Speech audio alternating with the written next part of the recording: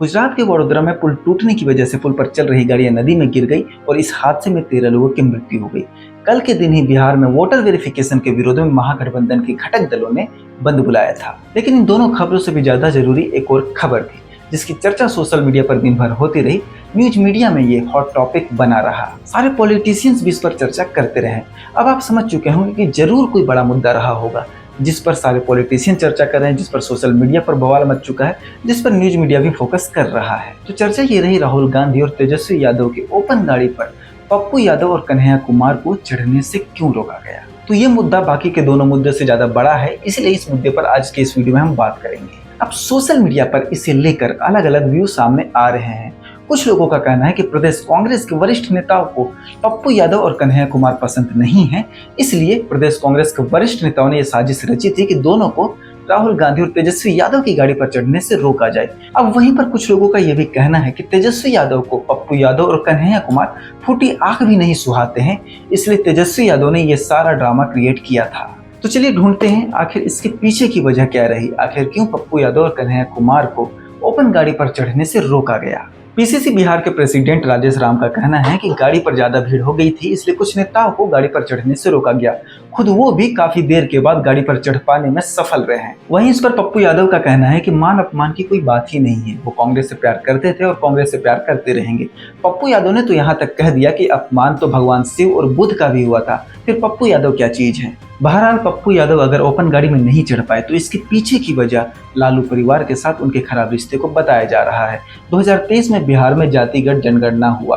अब इस जनगणना के आधार पर जो रिपोर्ट सामने आई है उसके अनुसार बिहार में सबसे बड़ा वोट बैंक मुस्लिमों का है और उसके बाद यादव वोट बैंक है। तो यहाँ पर लालू यादव और पप्पू यादव दोनों इसी समाज से आते हैं।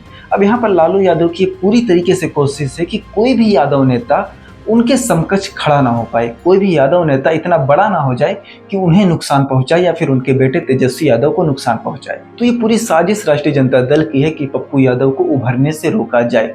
दरअसल बिहार में राष्ट्रीय जनता दल की सियासत जो है एमवाई समीकरण, मुस्लिम और यादव समीकरण के इर्द गिर्द घूमती है। इसके अतिरिक्त भी इनके पास वोट बैंक है, लेकिन इनकी राजनीतिक अहमियत जिस वोट बैंक पर टिकी है वो एमवाई वोट बैंक है। और पप्पू यादव और लालू परिवार के बीच ये दुश्मनी कोई नई दुश्मनी नहीं है। 2024 के लोकसभा चुनाव में भी पप्पू यादव ने अपनी पार्टी जन अधिकार पार्टी का कांग्रेस में विलय कर दिया था और कांग्रेस से टिकट मांग रहे थे पूर्णिया का, लेकिन राष्ट्रीय जनता दल ने यहाँ पर अड़ंगा लगा दिया और पप्पू यादव को टिकट नहीं दिया। कांग्रेस भी यहाँ पर मजबूर रही। आखिरकार पप्पू यादव निर्दलीय लड़े और उन्होंने एक शानदार जीत भी हासिल की। पप्पू यादव खुद को कट्टर कांग्रेसी बताते हैं, लेकिन पप्पू यादव को प्रदेश कांग्रेस के वरिष्ठ नेता ज्यादा भाव नहीं देते हैं। लेकिन पप्पू यादव खुद में ही एक अलग राजनीतिक हस्ती है और उनकी पहुंच प्रियंका गांधी राहुल गांधी तक है और इसके अतिरिक्त उनके पास खुद का एक अलग जनाधार भी है। कोसी सीमांचल के इलाके में पप्पू यादव की अच्छी पकड़ है। ये इलाका नेपाल और बांग्लादेश के बॉर्डर से लगा हुआ है। इस इलाके में पूर्णिया, सुपौल, मधेपुरा, सहरसा, किशनगंज और कटिहार के इलाके आते हैं। आप पप्पू यादव के राजनीतिक कद का अंदाजा इसी बात से लगा सकते हैं कि वो कई बार निर्दलीय अपने दम पर ही विधानसभा और लोकसभा चुनाव जीत चुके हैं। बात अगर कन्हैया कुमार की करें तो कन्हैया कुमार राहुल गांधी के करीबी हैं और राहुल गांधी ने ही उन्हें एनएसयूआई का राष्ट्रीय प्रभारी बनाया है। 2024 के लोकसभा चुनाव में भी कांग्रेस कन्हैया कुमार को बिहार से चुनाव लड़ाना चाहती थी, लेकिन यहाँ पर भी आरजेडी ने अड़ंगा डाल दिया और इस वजह से कांग्रेस ने कन्हैया कुमार को पूर्वी दिल्ली लोकसभा चुनाव से टिकट दिया था। हालांकि वहां पर मनोज तिवारी से वो चुनाव हार गए। अब बिहार विधानसभा चुनाव से पहले कांग्रेस ने एक बार फिर से कन्हैया कुमार को बिहार में एक्टिव कर दिया है। पलायन रोको नौकरी दो कांग्रेस की एक यात्रा थी जिसके प्रमुख चेहरा कन्हैया कुमार ही थे। इसकी एक वजह यह भी है कि आरजेडी हमेशा से ही कांग्रेस को एक जूनियर पार्टनर की तरह ट्रीट करती है। आरजेडी कहीं से भी नहीं चाहती है कि कांग्रेस का जनाधार बिहार में बढ़े। यहाँ तक कि बिहार कांग्रेस के पिछले प्रदेश अध्यक्ष अखिलेश प्रसाद सिंह लालू प्रसाद यादव की सहमति से ही बिहार कांग्रेस के अध्यक्ष बने थे। हालांकि इस बार कांग्रेस ने थोड़ी सी हिम्मत दिखाई है, प्रभारी भी बदला है और प्रदेश अध्यक्ष भी बदला है। और अगर आपने बिहार की राजनीति पर ध्यान दिया होगा तो एक बात आपको याद होगा, बिहार कांग्रेस का कोई भी प्रभारी नियुक्त होता था और सबसे पहले बिहार आने पर वो लालू प्रसाद यादव की फैमिली से जाकर मिलता था, लालू प्रसाद यादव का आशीर्वाद लेता था।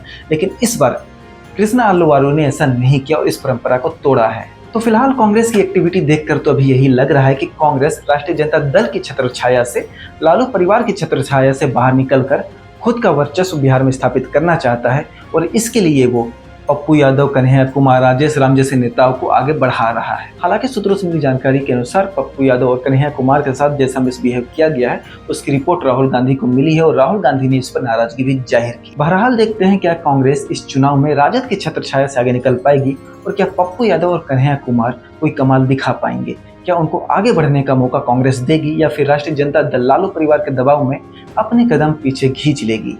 बिहार राजनीति की दिलचस्प खबरों के लिए वयम भारत के यूट्यूब चैनल को सब्सक्राइब कर लीजिए। धन्यवाद।